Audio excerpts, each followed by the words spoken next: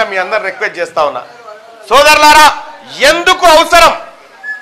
ఇదే జనగామ జిల్లాకు ఇదే ప్రతాప్ రెడ్డి అన్న వీళ్ళంతా కలిసి తపాసుపల్లి రిజర్వాయర్ తెచ్చి ఇక్కడ ప్రాంతాన్ని సస్యశ్యామలం చేస్తే ఈ పల్లా రాజేశ్వర రెడ్డి హరీష్ రావుతో సోపతి పట్టి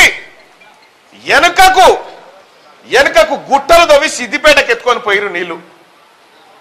అవునా కాదా? మరి జనగామ నోట్లే మట్టి కొట్టినటువంటి వీళ్లకు కనీసం ఓటు అడిగే అర్హత ఉందా నేను అడుగుతా ఉన్నా. వీళ్ళు కొమరేలి మల్లన్నను మోసం చేసిన వాళ్ళు, కొండపోశమ్మను మోసం చేసిన వాళ్ళు, వీళ్ళు దేవుళ్ళను కూడా మోసం చేశారు కాబట్టే టిఆర్ఎస్ పార్టీ సర్వనాశనం అయి కూర్చుంది. మొత్తం అయిపోయిందిగా. 4వ తారీఖు తర్వాత రాముడు ఎవడో రాకాశ్ ఎవడో రెడ్డి అయితే ఈ 5 ఏళ్ల కాలం దాకా ఉంటాడా జైల్లో ఉంటాడా మరి నాకు తెలియదు, కానీ మంచిగానే ఉన్నాయి ఆయన లలిత కళలన్నీ. మొన్ననే పోచారం కాడ ల్యాండ్ గ్రాబింగ్ కేసు అయింది, భూ కబ్జా పెట్టిండని. గా మాట ఎందుకంటావు? ఆయనకు బిరుదిచ్చిరు అయిపోయా దొంగోట్ల ఎమ్మెల్యే అని. ఇక మళ్ళా కొత్తది ఎందుకు? ఇక జనగామ ఎవరా అంటే దొంగోట్ల రాజేశ్వర రెడ్డి అని చెప్పాలి, దొంగోట్ల రాజేశ్వర రెడ్డి అని చెప్పాలి.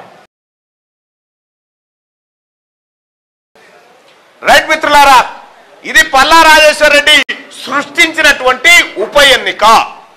రేపు పొద్దుగాలు వచ్చి ఏ పట్టభద్రునన్న ఓటు అడిగితే ఈ ఉప ఎన్నిక ఎందుకు వచ్చిందో ఫస్ట్ చెప్పని అడగాలి. ఏ టిఆర్ఎస్ పార్టీ నాయకుడన్న ఓటు అడిగితే ఈ ఉప ఎన్నిక ఈ తట్ట ఎమ్మెల్సీ తట్ట నడిమిట్లు ఎందుకు ఇడిచిపెట్టిపోయినామని అడగాలి మనం.